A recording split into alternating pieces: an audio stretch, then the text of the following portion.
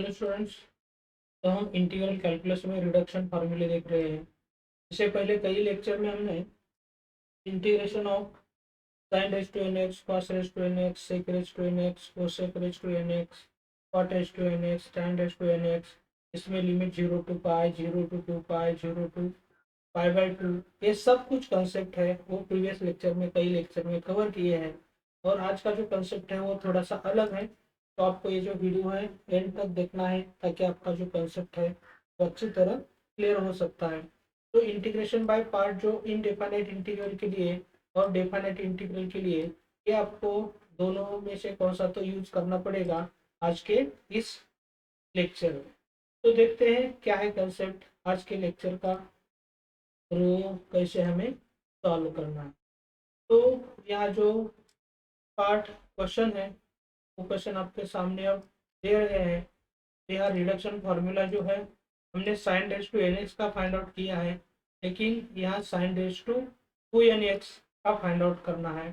तो देखते हैं क्या है कंसेप्ट और कितने इजीली हम ये जो कंसेप्ट है वो सॉल्व कर सकते हैं।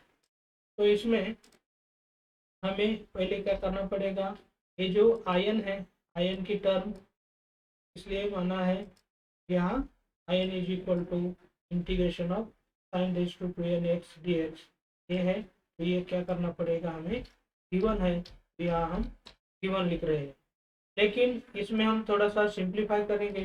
तो सिंप्लीफाई करने के लिए ये जो पार्ट है इस पार्ट में हम क्या कर रहे हैं अच्छी तरह आपको देखना है। तो ये जो पावर टू एन है इसमें से हम क्या करेंगे, two n minus one power करेंगे, और जो रिमेनिंग एक टर्म है वो क्या हो जाएगी, टर्म साइन ऑफ एक्स हो जाएगी। तो ये साइन ऑफ एक्स जो टर्म है हम यहाँ अलग लिख रहे हैं। तो इसी तरह हमें ये जो sine raise to two n x है वो स्प्लिट करना है। अब इन दोनों में से हमें क्या करना है, एक्स जो सुटेबल टर्म है यू डेरिवेटिव के लिए कंसिडर करने वाले हैं, और दूसरी जो पी है वो इंटीग्रेशन के लिए कंसिडर करने वाले हैं। तो इसमें हम ये जो पार्ट है sine raise to two n minus one x का डेरिवेटिव इजीली फाइंड आउट कर सकते हैं, और ये जो साइन एक्स है का इंटीग्रेशन इजीली फाइंड आउट कर सकते हैं। तो इसी तरह हम ये सेम कैटेगरी के ही फंक्शन है, लेकिन दो फंक्शन यू और भी ऐसे ले सकते हैं। अब आपके सामने जो इंटीग्रेशन बाय पार्ट्स का जो फार्मूला है वही फार्मूला हम अब यहाँ दे रहे हैं, और इसमें हमें क्या करना है, यू की जो वैल्यू है वो यू की वैल्यू ये sine raise to p n minus one x यहाँ यू की वैल्यू की जगह ले रहे हैं, और मुझे क्या करना पड़ेगा यहाँ भी लेना पड़ेगा। और जो पी की वैल्यू जो है वो साइन एक्स है, तो यहाँ साइन एक्स का इंटीग्रेशन हो जाएगा, और यहाँ भी साइन एक्स का इंटीग्रेशन होने वाला। तो देखते हैं अब इसके बाद का जो सिंप्लीफिकेशन है, डेरिवेटिव और इंटीग्रेशन क्या है।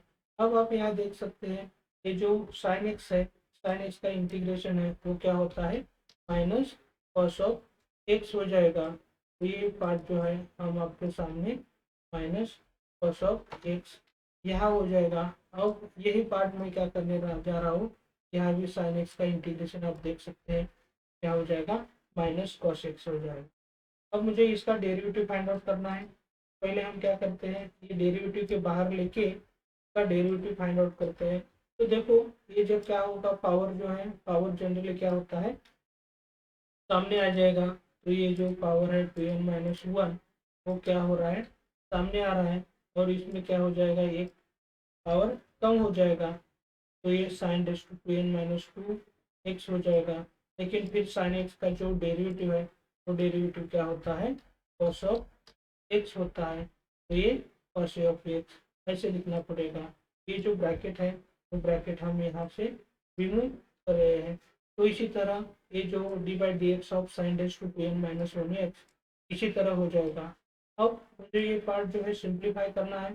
तो देखते हैं कैसे सिंप्लीफाई करना है और किस तरह। ये जो माइनस कॉस एक्स है वो जनरली हम क्या करेंगे, पहले ही लिखेंगे। तो इसी तरह ये पार्ट हो जाएगा।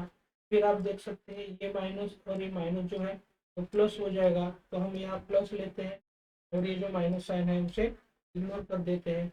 फिर ये जो two n minus one constant है वो इंटीग्रेशन के बाहर आ जाएगा। फिर ये कॉस एक्स इनटू ये जो cos x है इसका जब प्रोडक्ट करेंगे तो ये क्या हो जाएगा, cos स्क्वायर ऑफ x हो जाएगा। तो ये जो पार्ट है हम यहाँ cos स्क्वायर ऑफ x कर रहे हैं और ये जो cos x कंसिडर किया हुआ है, तो इसी तरह हमें क्या करना है, इस सिंप्लीफिकेशन करना है। अब इसके बाद जो इंटीग्रल का पार्ट है, इंटीग्रल का पार्ट आपको अच्छी तरह देखना है। अब यहाँ ये जो cos स्क्वायर x है से हम ट्रिगोनोमेट्रिक आइडेंटिटी यूज करेंगे, तो यही क्या हो जाएगा, 1 माइनस साइन स्क्वायर एक्स हो जाएगा। तो ये हम 1 माइनस क्या कर रहे हैं, साइन स्क्वायर एक्स ऐसा लिख रहे हैं। फिर और सिंप्लीफिकेशन करेंगे तो यहाँ जो sine raise to 2n minus 2 है, तो इसका मल्टीप्लीकेशन हम किसके साथ करने वाले हैं, ये जो पार्ट है इसका मल्टीप्लीकेशन हम यहाँ 1 के साथ करेंगे। तो ये क्या हो जाएगा, sine raise to 2n minus 2 times x, और ये साइन स्क्वायर एक्स के साथ करेंगे। तो ये साइन स्क्वायर एक्स के साथ करने के बाद ये पार्ट क्या हो जाएगा, ये पार्ट थोड़ा सा हम क्या करें, यहाँ ऐसे लिखना पड़ेगा माइनस, और यहाँ इसके साथ मल्टीप्लाई करेंगे तो ये क्या हो जाएगा, sine dash to 2n minus 2 into sine square, ये इसी तरह होने वाला। तो यह और सिंप्लीफाई होने के बाद आप देख सकते हैं कि किसी तरह ये जो इंटीग्रेशन है 2n माइनस 2 पावर के लिए सेपरेट इंटीग्रेशन लेना है, तो हम यहाँ ले रहे हैं। लेकिन ये जो पार्ट है, ये पार्ट मुझे क्या करना पड़ेगा, ब्रैकेट में लेना पड़ेगा। और दूसरा पार्ट है माइनस के लिए, फिर ये जो पार्ट है इसके लिए करेंगे तो साइन डैश टू 2n हो जाएगा। ये जो दोनों इंटीग्रेशन है, दोनों इंटीग्रेशन के मल्टीपल में क्या है, n माइनस 1 है। तो इसी तरह ये जो पार्ट है, ये पार्ट मुझे लिखने पड़ेंगे। अब यहाँ के आगे आप देख सकते हैं ये जो पार्ट है मैंने किसके लिए माना है, आई एन। तो यहाँ आप देख सकते हैं I n is equal to sine raise to 2 छोड़ के एन एक्स है। तो ये जो आई एन हम यहाँ लिख रहे हैं, थोड़ा सा हम एक स्टेप बढ़ाएंगे और आपको कंसेप्ट समझाएंगे। तो यहाँ देखो sign raise to 2n minus 2 है, लेकिन 2 कॉमन लेंगे, तो 2 कॉमन लेने के बाद यहाँ रिमेनिंग पार्ट जो है क्या हो जाएगा 2 इंटू एन माइनस 1 हो जाएगा। तो आप यहाँ देख सकते हैं sine raise to 2 times n minus 1 हो जाएगा, और यहाँ साइन रेज टू 2n हो जाएगा। अब यही पार्ट जो है हम यहाँ कैसे लिख सकते हैं, यहाँ आई एन की वैल्यू देखेंगे तो ये आई एन की वैल्यू क्या है, ये आई एन की वैल्यू हमने पहले कंसिडर की थी, तो ये आई एन हो जाएगा। लेकिन साइन रेज टू 2 छोड़ के एन है तो आई एन माना है हमने, तो यहाँ 2 छोड़ के क्या है, एन माइनस 1 है। तो इसे मुझे क्या मानना पड़ेगा, आई एन माइनस 1 लेना पड़ेगा। तो ये आपके लिए बहुत इंपॉर्टेंट है, और इसी तरह हमें क्या करना है, ये इंटीग्रेशन सॉल्व करना है।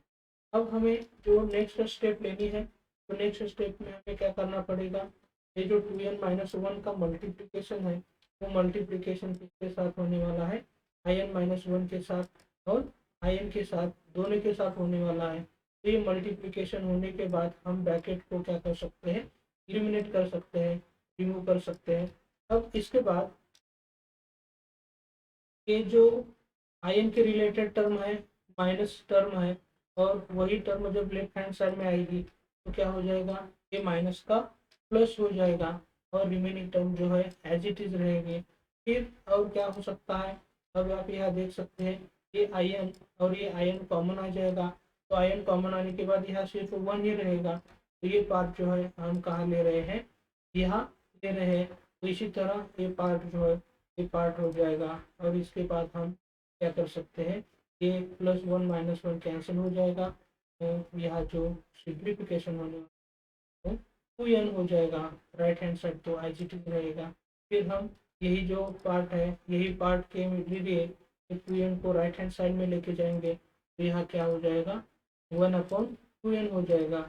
ये हम 1/2n यहाँ ले रहे हैं, और फिर हम यहाँ भी 1/2n ले सकते हैं, लेकिन इसमें क्या हो जाएगा, n माइनस 1 जो पार्ट है वो हम न्यूमरेटर में लेना चाहते हैं। तो इसी तरह ये जो पार्ट है ये पार्ट बन जाएगा, और उसके बाद जो आयन की वैल्यू है, आयन की वैल्यू में ये जो पार्ट आप देख रहे हैं, इस पार्ट में हम थोड़ा सा ब्रैकेट में यही पार्ट ले रहे हैं, और ब्रैकेट में लेने के बाद आप देख सकते हैं ये जो 2n न्यूमरेटर में और 2n डिनोमिनेटर में सेपरेट डिवाइड करेंगे, तो ये 2n को डिवाइड करने के बाद ये क्या हो जाएगा, 1 हो जाएगा जो पहला पार्ट है वो। तो 1 माइनस सेकंड पार्ट को डिवाइड करेंगे तो 1/2n रहेगा। तो इसी तरह ये जो आपका इंटीग्रेशन का फॉर्मूला है, रिडक्शन फॉर्मूला, इसी तरह तैयार हो जाएगा। और एक बात आप क्या कर सकते हैं, ये जो आयन है, आयन की जगह जब मैं ये जो सिंबल हमने ये लिया था sign raise to 2nx dx, जब हम ये यूज करेंगे तो इस फॉर्मेट में हम यही पार्ट जो है कैसे लिख सकते हैं, आप यहाँ देख सकते हैं।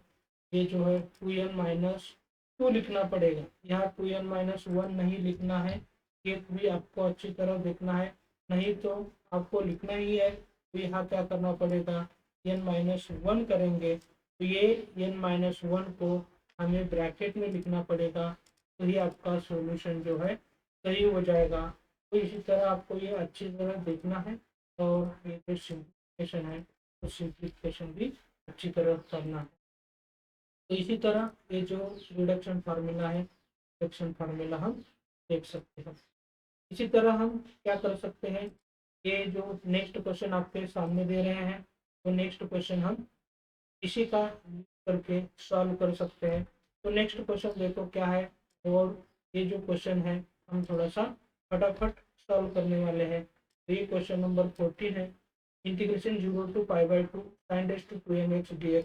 ये हम यूज सॉल्व करने वाले हैं, लेकिन ये सॉल्व करने के लिए जो हमारे पास पार्ट है वो पार्ट क्या होना चाहिए, तो इनडेफिनेट इंटीग्रल का हमने सॉल्व किया है, उसी का यूज करके हम क्या करने वाले हैं, ये सॉल्व करने वाले हैं। तो ये जो I n is equal to, जब हम इनडेफिनेट यूज करेंगे तो ये I n is equal to ये पार्ट जो है, ये पार्ट हम कैसे लिख सकते हैं, अभी भी हमने प्रूव किया है। तो इसी तरह क्या हो जाएगा, ये आपका पार्ट आ जाएगा।